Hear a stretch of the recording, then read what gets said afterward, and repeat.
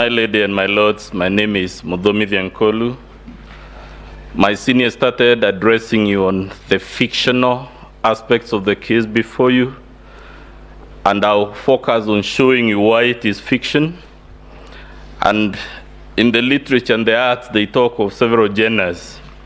When we thought about this matter, we thought the fiction before you is of the genre called Tragicomedy. That is a combination of comedy and tragedy.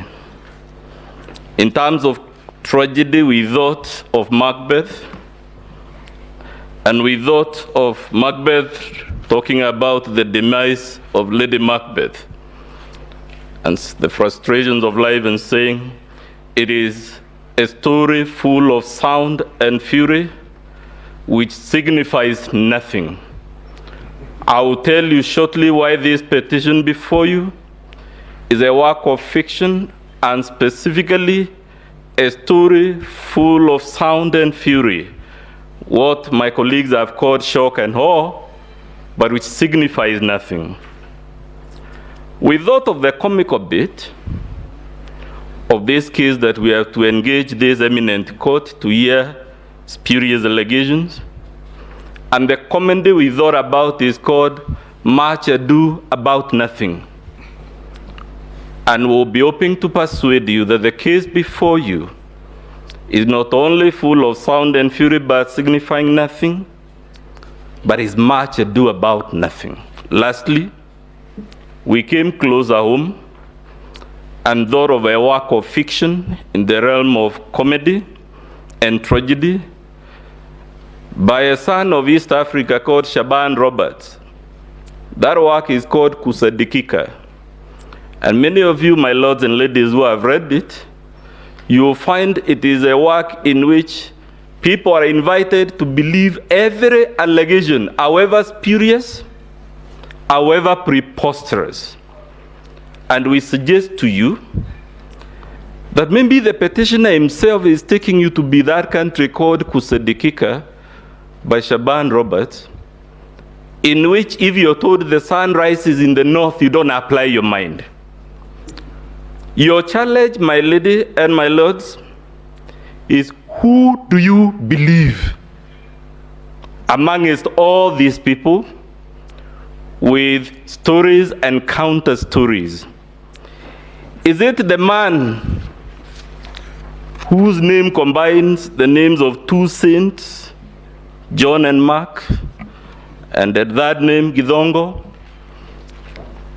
who was head of ethics in this country, but has the audacity to produce before you forged logs? And when he is called out, instead of profusely apologizing, he says you yet another affidavit full of ifs and buts. Is it Arnold Ochieng Oginga, advocate of the High Court of Kenya, a learned man, to be fair, but who produced to you documents that were disowned by all the presiding officers, and documents he hasn't told you where he has found them, and which my classmate Mr. Mahat was able to show you have actually been doctored to fit into the narrative of the fiction?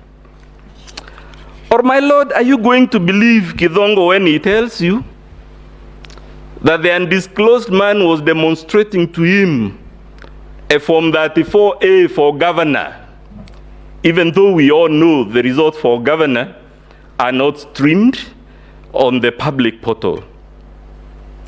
Or, my lord, are we going to believe the four commissioners who we all saw day and night for 6 days and 6 nights? I use the word deliberately, my lady, because we never left our TV screens. 6 days, 6 nights. We saw them announcing results that had been verified, and you were told by Mr. Mahat, indeed, they announced most of them. But when the winner becomes apparent, they suddenly turn around and tell you Mr. Chebukati is a bad man, he should be crucified. Are those the people we are going to believe, my ladies and my lords? Or are we going to believe the petitioner himself when he tells you in his petition and affidavit that the Honorable William Ruto intercepted, altered, staged, and then dumped Form 34A on the e-portal? My lady, why we thought this was the most elementary attempt at the fiction, if you do your math, what the petitioner was telling you is that the Honorable William Ruto was intercepting and changing on average 23 Forms 34A per second in the span of 8 minutes that he claims we staged, dumped, and altered over 11,000 Forms 34A. A question was asked yesterday, my lady. How do you and when do you change a Form 34A? And I will invite you to note from the structure of that form that most of the data comes pre-printed.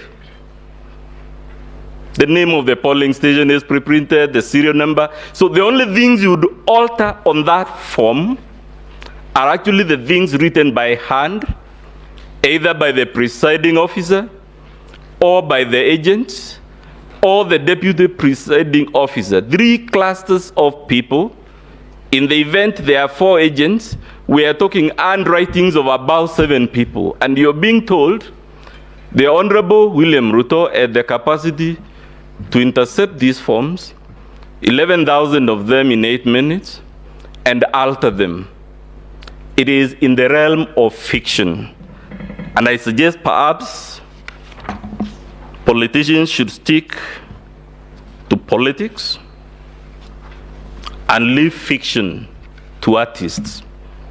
Or are you going to believe, my lady, when you're told that the Honorable William Ruto had this young man with a laptop at the National Tallying Center, and that this is the laptop he was using to do these things called dumping, staging, and whatever not? I think we may have our own views about various citizens, my lady and my lords, but I am struggling to understand who is this fraudster that would walk to a laptop not in some remote place, some inaccessible place where all he has is the network, but he would go to the National Tallying Center with a laptop, and the only reason he has that laptop is to intercept results in the full glare of our TV cameras, in the full glare of all those security men and women that are in that tallying center, under the eagle eye of all the agents. It is simply spurious.